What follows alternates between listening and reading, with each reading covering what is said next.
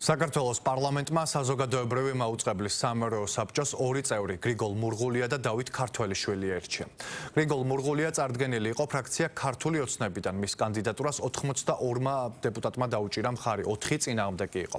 ხალხის ძალის კანდიდატი დავით ქართველიშვილი სამეურვეო საბჭოს წევრად 83 ხმით აირჩიეს. ამასთან კენჭისყრაზე დადგა ფრაქცია საქართველოსთვის მიერ წარდგენილი 3 კანდიდატი: თეა გეგენავა, ელისო გაბადაძე, თეიმურაზ კეკელიძე, თუმცა მათ საჭირო ხმები ვერ მიიღეს. როგორც საქართველოს პარლამენტის თავმჯდომარემ განაცხადა, რეგლამენტის მიხედვით შესაძლოა წარმოდგენილი 3 კანდიდატიდან კიდევ ერთხელ დასახელდეს მეურვეობის კანდიდატი. 1 ივლისიდან კი ამოქმედდება ახალი წესები, რომლის მიხედვითაც კომისიის გარეშე იგივე ან სხვა კანდიდატების დასახელება იქნება შესაძლებელი. არჩეული პირები 2 ივლისიდან შეუდგებიან საქმიანობას საზოგადოებრივი მაუწყებლის სამეურვეო საბჭოში.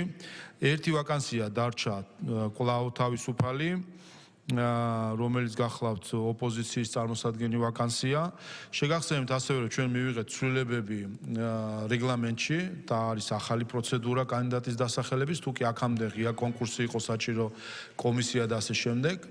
1 ივლისიდან, როდესაც ძალაში შევა რეგლამენტი, თქვენ შეგიძლიათ პირდაპირ დაასახელოთ კანდიდატი, ერთი კანდიდატი, თუმცა ეს დღეები ჯერ კიდევ მოქმედებს არსებული რეგლამენტი და პლენარული სხდომებიც არის და არსებული რეგლამენტით შეგიძლიათ აი წარმოდგენილი 3 კანდიდატიდან კიდევ ერთხელ დაასახელოთ კანდიდატი, მეურვეობის კანდიდატი, ამ შემთხვევაში 50 ხმა არის საკმარისი ასარჩევად, თუ ჩათვლით რომ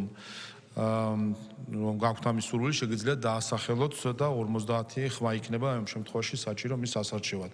თუ არა და 1 ივლისიდან უკვე ახალი წესი ჩაერთება, სადაც შეგიძლიათ იგივე ან სხვა ხელახლა დაასახელოთ პირდაპირ კომისიის გარეშე.